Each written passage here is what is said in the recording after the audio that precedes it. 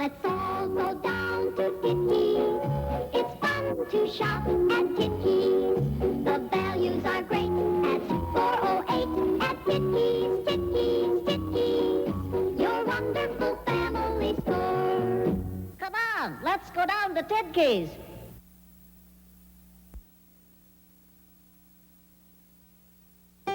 Ask your neighbors about their most recent shopping trip, and chances are they won't remember much.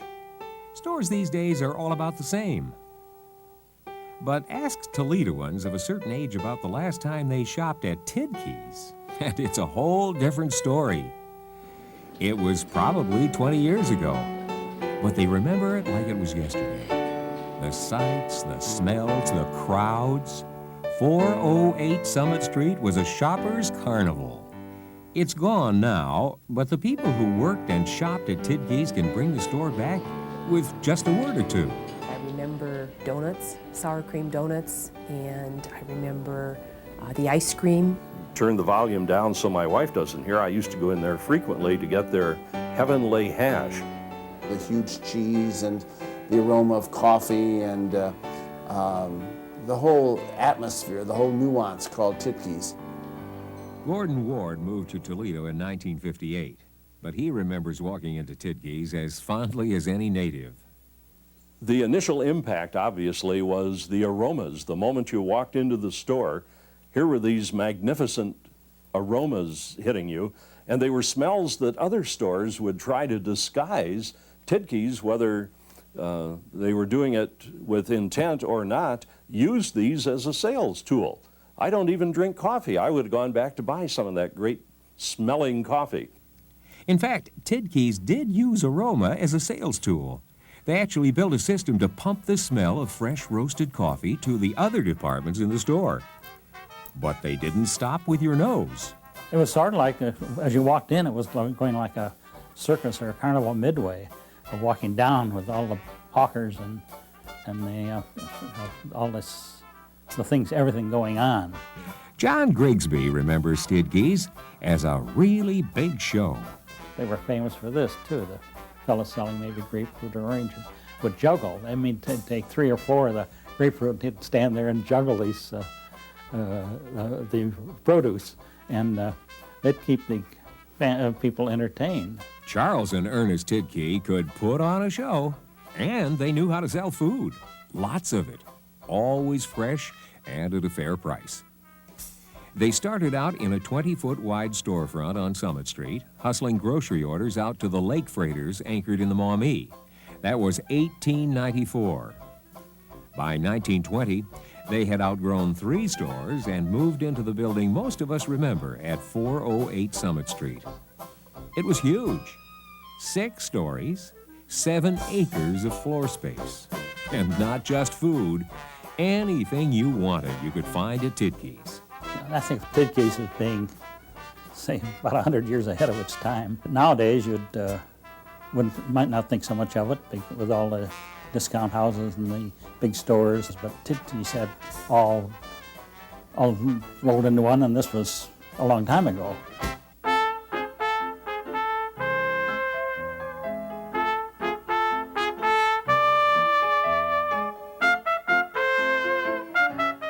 They ground their own coffee. They brought in railroad cars full of fresh fish and sold them right out there on the tracks. And they delivered your order, whether it was $10 worth of meat or a 20-cent sack of potatoes, right to your door.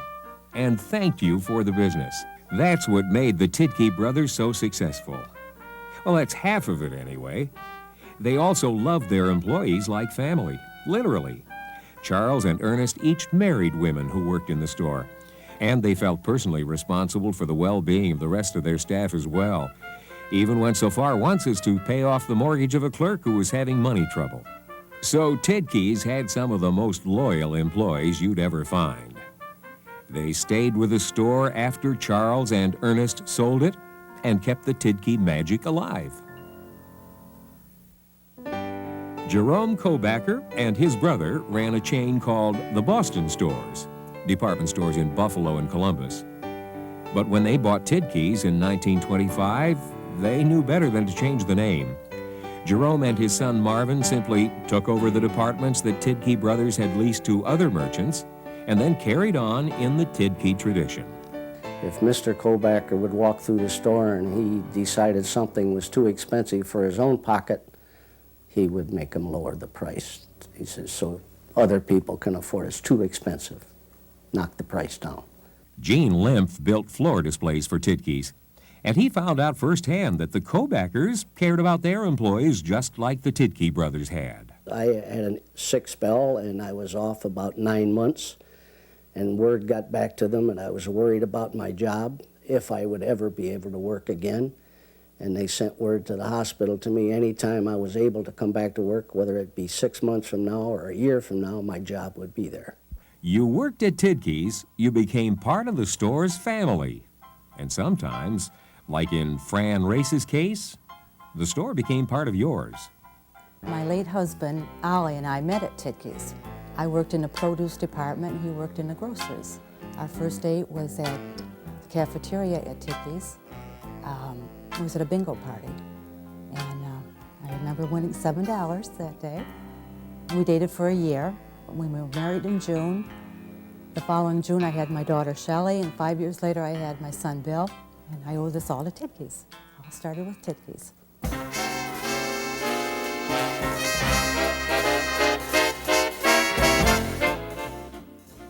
How did your family get to Tiedtke's? Did you ride the streetcars?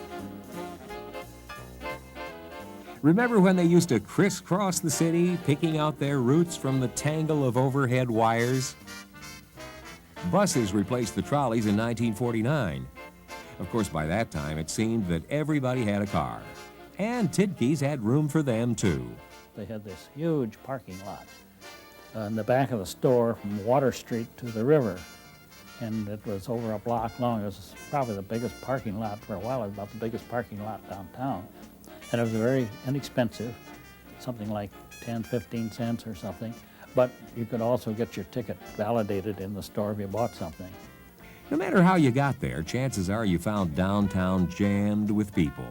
And almost everyone seemed headed for Tiedtke's. No matter where you shopped, and if you said, I'll meet you at Tiedtke's, it was a saying that you talked to a lot of people today. And that's where we used to meet, at Tiedtke's. For some reason, it was like a place for a meeting place. Irene Gall worked in the grocery department at Tiedtke's. She remembers the crowds pressing in off the sidewalk every day, eager to get their shopping done. And she remembers how even the most determined of them got sidetracked as soon as they smelled the coffee.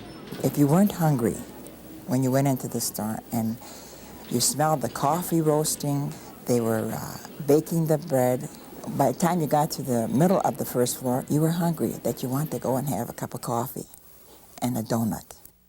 That coffee. The aroma enveloped you as soon as you walked into the store. What was the secret to that wonderful Tiedtke coffee? Well, one thing I made. Geraldine Jefferson worked in the store's Seaway cafeteria. You could really smell the coffee when you walk into Tiedtke's, because everybody would talk about, ooh, that coffee sure smells good. And I'd tell them, come on, try it. Tiedtke's special blend of coffee was called Parkwood, named for the street in the Old West End where Charles Tiedtke lived. Those giant red roasters turned out tons of coffee every year. We recall the smell. Fran Race remembers the sound. Well, when the beans fell down, it was just loud, like stones falling. It was a very loud noise. In fact, I always would tell the girl that worked there to tell me when she was going to do this so I wouldn't jump, because it, it's so loud, it kind of scared me at times. So. The clattering coffee mills, a pipe organ playing favorite songs, crowds of excited shoppers. When you walked into Tiedtke's first floor, you stepped onto a carnival midway.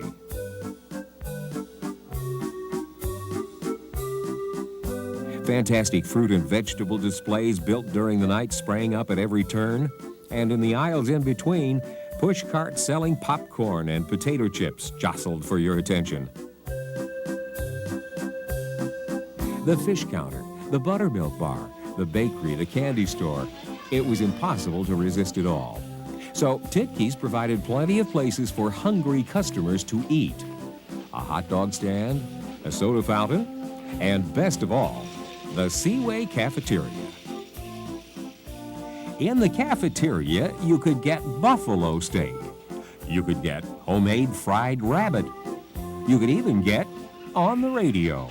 My old friend Art Berry, who I had known prior to coming to Toledo, did the noontime interview show on WSPD from Tiedtke's lunch counter.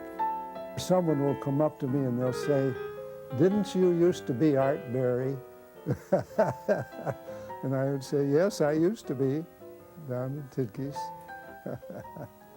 Art Berry was Toledo's premier broadcaster after World War II. He hosted the Summit Conference from the Seaway Cafeteria every day at lunchtime for 8 years. Our equipment was hanging from the ceiling, and I walked around with carrying a microphone that was attached onto a pulley or a trolley on the ceiling, and I'd walk up and ask the people the subject, what we were going to talk about. But sometimes they would decide that they didn't want to do that, so about 10 seconds before I'd get there, they would have walked away, and so I would be left with nobody, and that's when ad-libbing experience comes in very handy. He had great interviews, talked with a lot of people. The show came on with a jingle that was corny even then, and cornier still today. Let's go down to Tiedtke's. There's a world of values at Tiedtke's. You will find so much to choose from. Yes, Tiedtke's has it and then some. Now let's go to the Seaway Cafeteria at Tiedtke's and join Art Berry. Hello and welcome to another session of the Summit Conference from Tiedtke's Seaway Cafeteria. And a real nice day today. Every once in a while I'll run into somebody now, even some man who might have the start of gray hair, and he will say to me, "My mother used to bring me down to talk to you at Tiedtke's on Saturday." And I think, oh boy, just think that's a long time ago. Now and then, when Art couldn't make it, I'd fill in for him on the Summit Conference. And after the show ended, I'd watch mothers and their children head for the upper floors of Tiedtke's to continue their shopping. The kids would drag Mom toward the stairs or the escalator trying to get to the toy department on the 4th floor. But before they got there, most of them had to make a stop in the clothing department.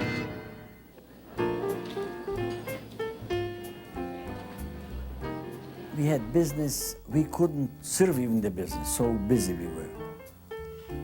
Everybody came to Tiedtke's, to Tiedtke's, to Tiedtke's, to Tiedtke's. Paul Weisfeld sold men's clothing. At Tiedtke's, we sold suits for $29.90. We had ties for $1, jeans for $1.99. Nothing flashy, just well-made, inexpensive clothes. The kind a well-known radio personality would be proud to wear, even now. Anytime when he comes over to Diamond's men's shop, Mr. Berry opens up his coat and he said, "You remember this? This is Tiedtke's."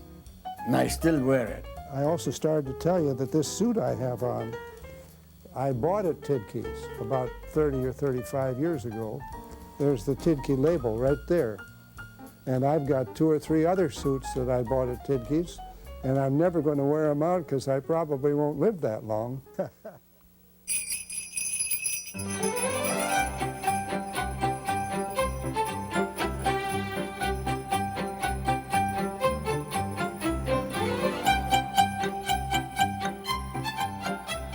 If you have trouble picturing downtown Toledo crowded with shoppers these days, then there's no way you could ever imagine the Christmas rush when Tiedtke's and LaSalle's and the Lion Store were in their heyday.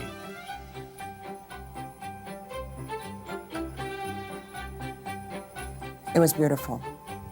There was cars, people were coming in, and they were shopping. If you didn't come downtown early, say before Thanksgiving, you could hardly get waited on even. In the 40s and 50s, downtown Toledo at Christmas time rivaled many larger cities with the opulence of its fine department stores. LaSalle's Grand Hall looked like the ballroom of a fairy tale castle lit up for the holidays. And in the midst of all the glitter and excitement stood Tiedtke's, dressed in its Christmas best, but still unmistakably a store for the people. It was more of for a middle-class store. No, it wasn't Jacobson's. No. And we weren't LaSalle's either. It may not have had the polished elegance of its upscale companions, but Tiedtke's had something better. The warmth and tradition of Christmas at home. And a really big piece of cheese. First time I saw that gigantic cheese at Christmas time, I was awestruck. I'm a big cheese lover, and here was, I don't know, a half a ton, maybe a ton of cheese, all in one piece. Never had seen anything like it. And that was unique to Tiedtke's. Tiedtke's Christmas cheese may be the single greatest shared memory in Toledo. It was 3,000 pounds of Colby trucked into the store each year during the week before Christmas. More than once, Gene Lymph helped wrestle the behemoth into the store. They brought it in by semi, and we took it in the front door, and it was wheeled on dollies back to the grocery department, and they would set up a special area to cut it and weigh it and sell it. And it would be gone in 2 days. It was really wonderful. I buy hunks of cheese for more people than you could think of. It was really great. Hilda Becker was a sales clerk at Tiedtke's and a survivor of many a Christmas rush. We really had the crowds. They were just jam-crammed against the doors in the front. And I could look from my department over and, oh, it was just jammed with people wanting to get in, weeks before Christmas. One of Marcy Capter's fondest Christmas memories happened in Tiedtke's. Tiedtke's is where I met Santa Claus. For every year growing up, we have a photo of being with Santa Claus. Those are wonderful memories. Before the kids met Santa, they'd fill out their wish lists in Tiedtke's fourth floor toy department. I believe we were known as, no question, the biggest and I think the best toy department, particularly at Christmas time. Jerome Kreinberg bought toys for Tiedtke's. We would just show, let's say, 10 foot of dolls in regular time. Now comes Christmas, you had a whole wall, maybe 40, 50 feet of dolls. And then you'd have a separate, which is verboten today, gun section. You'd have all your holsters. That was very popular then within an area. They probably had 10 or 15 different train setups operating on tables, and they had them all set up with miniature houses and people on tracks, and that was built special every Christmas. They'd love to come down and make a day of it and go through the toy department. And about the time the mother wanted to take the child out, you could hear a lot of screaming. No, I don't want to go, that type of thing. Not every kid in Toledo was lucky enough to go Christmas shopping with Mom and Dad, but Tiedtke's made sure that the city's underprivileged children didn't go empty-handed during the holidays. Each Christmas, the store opened its doors to the wards of St. Anthony's Villa and the Miami Children's Home, and for one special morning, gave those kids a shopping spree they'd never forget. It was delightful because, first of all, the kids usually didn't have carte blanche in a department store. In fact, didn't visit department stores very often. They were the only ones in the whole store other than the Toledo JCs and the employees. Father Thomas Quinn was president of the Toledo JCs, and he saw the magic that happened when the Tiedtke family opened its arms to those kids. They were basically, really very nice kids. Life had not been the best to them, but that didn't seem to get them down. I think they were appreciative, each in their own way, and knew what the Christmas spirit was about a little bit better, thanks to the JCs and to Tiedtke's.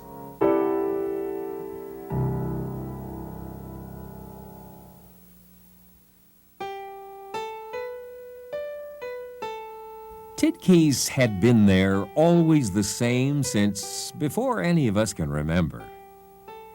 But in 1961, things started to change. The Kobackers sold Tiedtke's to a new set of brothers, and the store we had grown up with began to look like a stranger. People didn't feel at home like they used to. Maybe have to modernize, but they had too many built-in customers that sort of resented that you took our home away from us. When you went in there, you missed all this food atmosphere, is what I should say. They took all of that out. It was altogether different, altogether. It wasn't Tiedtke's, in other words. By 1972, there wasn't much left of the original Tiedtke's. The store at 408 Summit and a new one in the Greenwood Mall looked like any other department stores. The only way you could tell either was a Tiedtke's was by the name over the door. But when Federal department stores finally closed the downtown Tiedtke's, it still hurt. Oh boy, it was something else. Everybody was just crying and carrying on like somebody had died. It was really something, yes.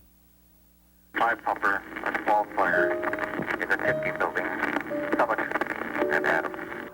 And on Wednesday, May 7th, 1975, the final act. Tiedtke's had always been a carnival, huge, gaudy, entertaining, and it went out big.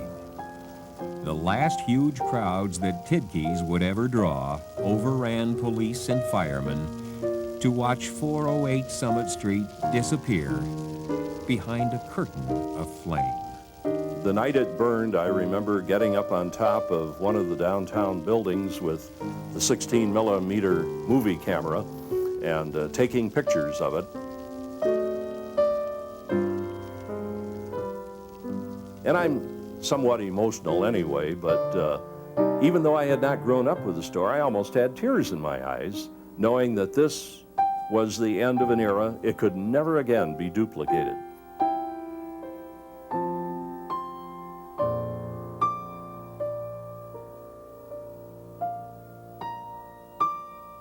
I see a lot of them. They always come up and say, "Oh, don't you miss Tiedtke's?" And I said, "Oh yeah." They said, "We do too. We wish there was another Tiedtke." I said, "There'll never be another Tiedtke. They might have something other down there and name it Tiedtke's." I said, "But it'll never be another Tiedtke's." Let's go down to Tiedtke's. There's a world of values at Tiedtke's. We'd always had this old saying, "I'll meet you at Tiedtke's." Not only me, but a lot of people. There was just something about them they wanted to meet at Tiedtke's. You will find so much to choose from. Yes, Tiedtke's has it and then some. 60 miles, 70 miles was nothing for the customers to come to Tiedtke's because the service was so elegant. So let's all go down to Tiedtke's. It's fun to shop at Tiedtke's. You know, so many times the boy didn't like to go shopping with his mother, you know, but if you're going to go to Tiedtke's, well, sure, that was always fun. The values are great at 408 at Tiedtke's, Tiedtke's, Tiedtke's, your wonderful family store. It was a big treat for us to take the bus downtown, go to all these different stores, and Tiedtke's was always the last one, and it was the big treat of the day. Come on, let's go down to Tiedtke's. Let's go down to Tiedtke's. There's a world of values at Tiedtke's. The values are great at 408. At Tiedtke's, Tiedtke's, Tiedtke's, your wonderful family store. Come on, let's all go down to Tiedtke's. Da, da, da, da. Well, that last part wasn't on there. We'd better not try anymore.